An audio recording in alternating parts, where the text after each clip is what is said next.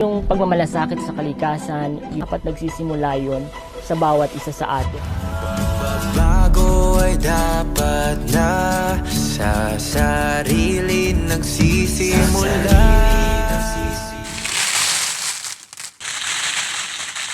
Kamusta, Verified? Ako si Purple Libiri at ito ang aking mini vlog.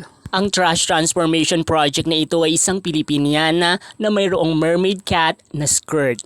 Ang pangitaas nito ay gawa sa mga plastic straw at gayon din naman ng mga takip ng plastic na bote at mga repurpose beads. Matapos kong ikabit ang mga plastic caps bilang disenyo sa mga butterfly sleeve, isinunod ko ng paggawa ng skirt.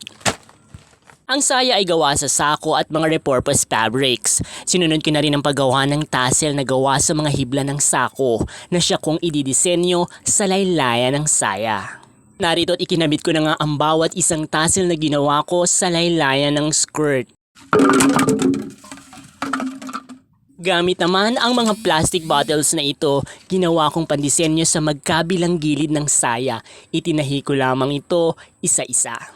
Ikinabit ko na rin ang iba pang mga detalye ng disenyo sa pang-itaas ng kasuotang ito. Unti-unti nang nagkakaroon ng wangis ang disenyo na inisketch ko mula sa pang-itaas na gawa sa plastic straw, ang skirt na gawa sa sako at repurpose fabrics, mga plastic bottles na ginamit kong pang-disenyo at mga tinastas na sako.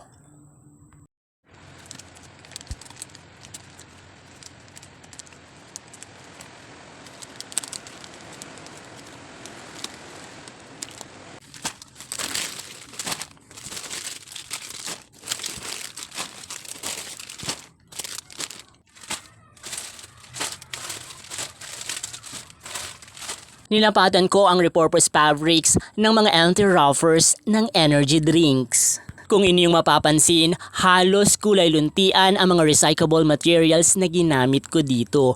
Mahalaga ito upang mag-blend ang kulay ng bawat isa sa kabuuan ng disenyo. At sasalitan ko pa rin naman ito ng ibang kulay na babagay sa kasuotang ito. Ikinabit ko muna ang mga silyado ng galon ng tubig upang matakpan ang dugtungan ng sako at repurpose fabrics. Gumamit ako ng mga anti-ruffers ng seasoning upang gawing panalit sa kulay luntian. Maganda rin naman kasi ang kombinasyon ng kulay dilaw at ng kulay luntian. Idinikit ko lamang din ang mga ito paikot. Kasama sa disenyo iginuhit ko ang corona kaya naman ginamit ko sa paggawa nito ang mga anti-ruffers ng powder juice.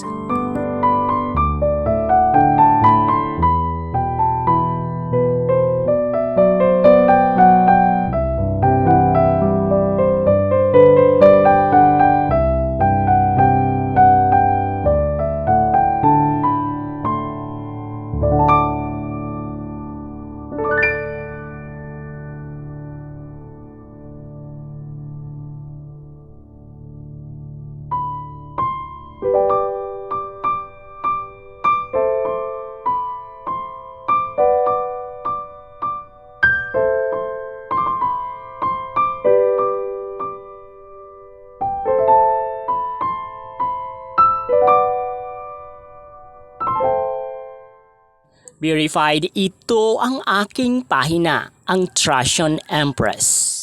Bilang isang Trashon designer, hangarin ko na makapagbigay ng kamalayan at inspirasyon sa lahat, lalo't higit sa mga kabataan sa pamamagitan ng Trashon o ng pag-recycle. Patuloy ko pong hinihingi ang inyong suporta sa pagtataguyod ng advokasiyang ito. Ang atin pong pagtutulungan at pagkakaisa ay mahalaga upang mapangalagaan ang ating kapaligiran. Makibahagi po tayong lahat sa solusyon sa lumalalang problema natin sa basura.